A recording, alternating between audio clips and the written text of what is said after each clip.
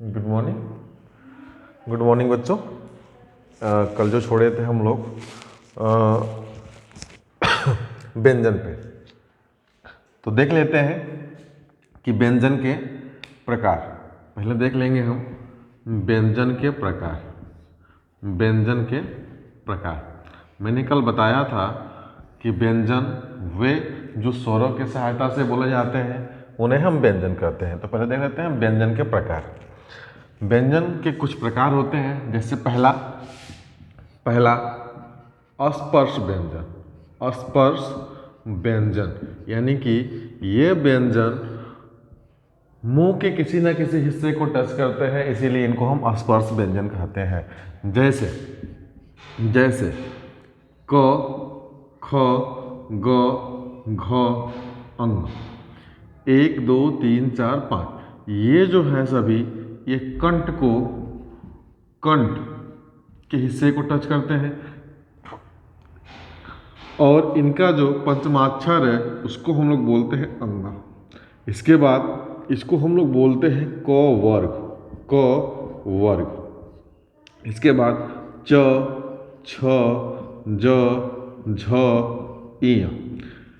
इसको हम लोग बोलते हैं तालु से। ये तालु से बोले जाते हैं च, छ, ज, झ, इ। इसके बाद आता है ट, ठ, ड, ढ, अड़।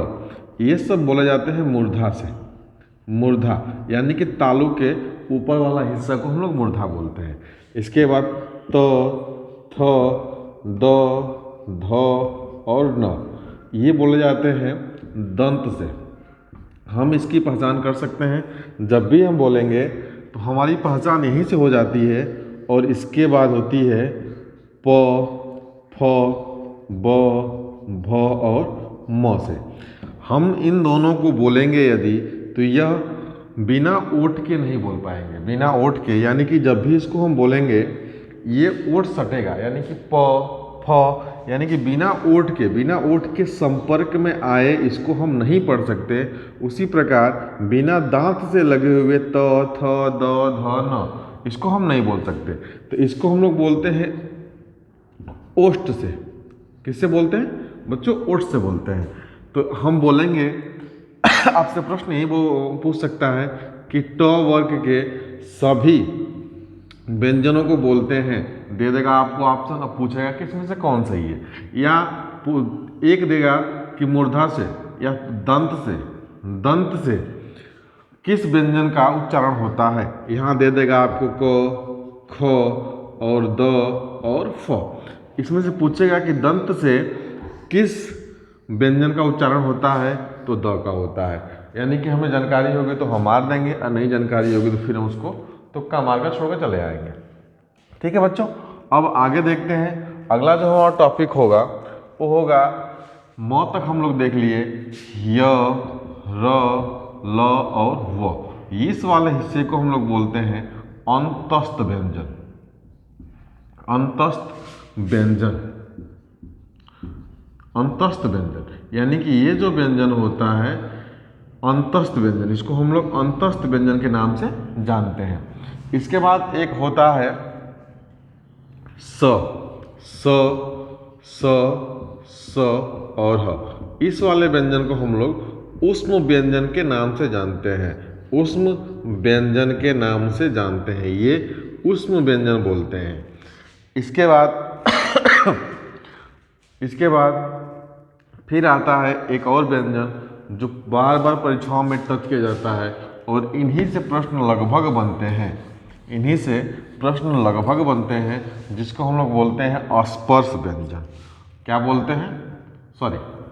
इसको हम लोग बोलते हैं संयुक्त व्यंजन यानी कि दो व्यंजनों से मिलकर एक व्यंजन तैयार होता है, और उसी को हम लोग बोलते हैं संयुक्त व्यंजन।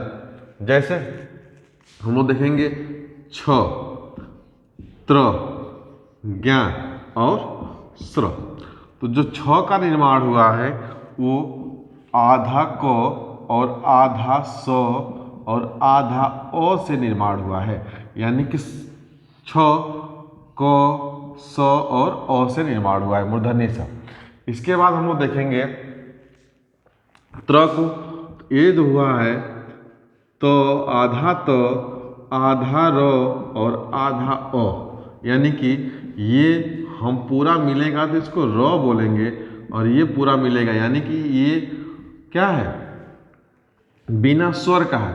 अगर ऐसे आपको कहीं भी व्यंजन मिल गया तो ये बिना स्वर का है, ये बिना स्वर का, इसमें स्वर नहीं लगा है, और जब ये स्वर लगेगा तभी ये पूरा स बोलेंगे हम इसको।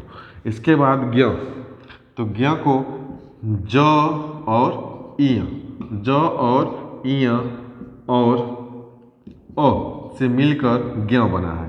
अब च की बात हुई तो ये बना है स और र और अ से, ये इसी को हम लोग संयुक्त व्यंजन बोलते हैं। इसी से प्रश्न पूछे जाते हैं आपके पेपरों में कि ज और य से किस मिलकर किस व्यंजन का निर्माण हुआ है, इसी को हम लोग क्या बोलते हैं, तो इसी को बोलते हैं हम लोग संयुक्त व्यंजन। आगे देखते हैं अगला जो टॉपिक्स होगा हमारा, प्रश्न जहाँ जहाँ से बनते हैं उसी टॉपिक्स को मैंने लिया है कि कहाँ कहाँ से प्रश्न बने हैं। इसके बाद है द्वित व्यंजन। द्वित व्यंजन, द्वित व्यंजन का मतलब होता है कि वह व्यंजन जिसमें एक पूरा हो, एक पूरा व्यंजन हो, दूसरा उसी का आधा हो, उसी का आधा व्यंजन हो। ठीक, जैसे दी आधा ल अपूरा ल, अल्ली दिल्ली। ठीक, इसके बाद देख लेते हैं छला, छल्ला। इसके बाद बल्ला। ये सब जो ये आधा और पूरा लगा है इसी को हम लोग द्वित व्यंजन बोलेंगे। और आपसे ये प्रश्न दे देगा, जैसे दे दिया साहब, साहब दे दिया, छल्ला दे दिया, फिर इसके बाद मन्नू दे दिया, मन्नू, और इसके बाद दे दिया गाजीपुर, गाजीपुर। और आपसे पूछेगा कि इसमें से किस शब्द में द्वित व्यंजन का प्रयोग हुआ है, तो छल्ला में हुआ है। अगर हम जानते हैं तो मार सकते हैं, अगर नहीं जानते हैं तो नहीं मार पाएंगे। आगे हम जो दो वर्ण और बचे हैं, ड और ढ, इस ड और ढ को हम लोग बोलते हैं स्वनिम, स्वनिम व्यंजन, यानी कि इसको हम लोग स्वनिम व्यंजन के नाम से जानते हैं। आपसे पूछेगा कि ढ को किस नाम से जानते हैं या स्वनिम व्यंजन कौन है, ठीक ना। सभी निम्न वर्णों में स्वनिम व्यंजन का चयन कीजिए, और इसमें से एक दे देगा और 3 दे देगा। अलग से आपसे पूछेगा कि स्वनिम व्यंजन का चयन कीजिए, तो इसमें से हम जानेंगे ड और ढ को तो मार देंगे, नहीं जानेंगे तो नहीं मार पाएंगे। आगे देखते हैं अगला जो टॉपिक्स हमारा है, उन टॉपिक्स का नाम है संधि। संधि जहाँ से और समास, समास। इन संधि और समास को अगर आप लोग चाहते हैं कि हम लाइव जुड़ें तो लाइव हमसे आप फेसबुक पे जुड़ सकते हैं, फेसबुक पे, यानी कि फेसबुक का जो आईडी है श्याम कुमार चक्रवर्ती। यहाँ पे आप हमसे फेसबुक लाइव जुड़ सकते हैं और देख सकते हैं और हमको कमेंट कर सकते हैं। इस चैनल के बारे में आपको मैंने बता दिया है कि यदि आप चैनल पे नए हैं तो सब्सक्राइब करें, लाइक करें और कमेंट करें और बताएं कि सेशन कैसा बन रहा है। आगे हम लोग इसी तरह संधि और समास को पढ़ेंगे, और पहले ये जो हम लोग पढ़े हैं इसका हम लोग पेपर सॉल्व करेंगे कि प्रश्न कैसे कैसे आए हैं। दूसरा चीज़ हम बच्चों कि अब साइंस का क्लास, यानी कि रोज़ आपको मिलेगा साइंस का, मैथ का और हिंदी का। ठीक है, तैयार रहिए। धन्यवाद।